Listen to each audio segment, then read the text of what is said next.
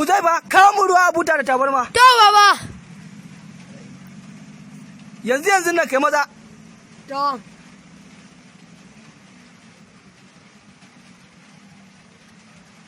Yawwa yaran kirki ka iso shimfiɗa min anan. To baba. Yawwa shimfiɗa. Shimfiɗa.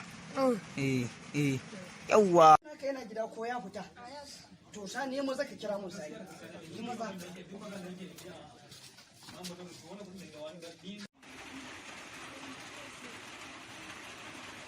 Baba gashi nan ina zuwa. Yawwa to Uzaifa alama albarka. Amin. Gane baba gane na zo. Abin da yasa na ce kanin ka ya kira ka Uzaifa, na kira ka ne akan shigulolin rayuwa, ka san ita duniya.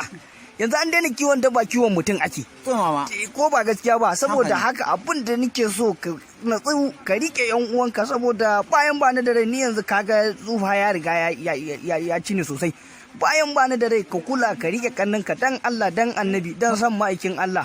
Ka ji ko ka kula abba. Saboda ita rayuwar nan yau in ba ni wanda zai faɗa ma gaskiya kaga ba wanda zai kula da kai ko ba gaskiya ba. Saboda karin mutum bar muku dukiya ka zo kai taya mahema kana higo da yara yan mata dan isra da kwalelan kai. Kar kai mun irin wannan dan Allah dan annabi ka kula da yan uwana ka kula da danginka. Kannan naka ka rike su kai kuma Uzaifa. Kana ji na ko duk abin da ya ce kai masa na albarka.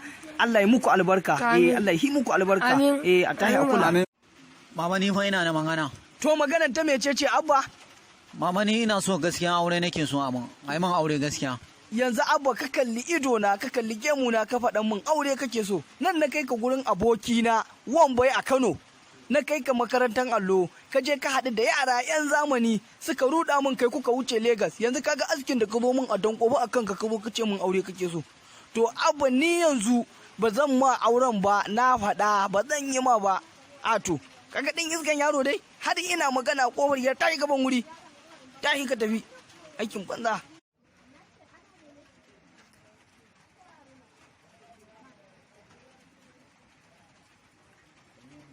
A'a wancan ba abba ba nike gani sani ka zo ina kiranka ka zo yanzu nan ina jiranka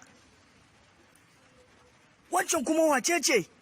Yanzu abba abin da nake ji a duniya ban gaskata ba sai yau ina kofar gida ina lazimi ka taho ka wuce da ya budurwa a kan ido na abba fi sabilillahi ka kyauta kenan. Ni lokacin da ka auri mama na ni na san abin da kai ai ni ban san na ka sha lokacin da ka auri mama na ka gani ni ban sani ba ai. Iko sai Allah.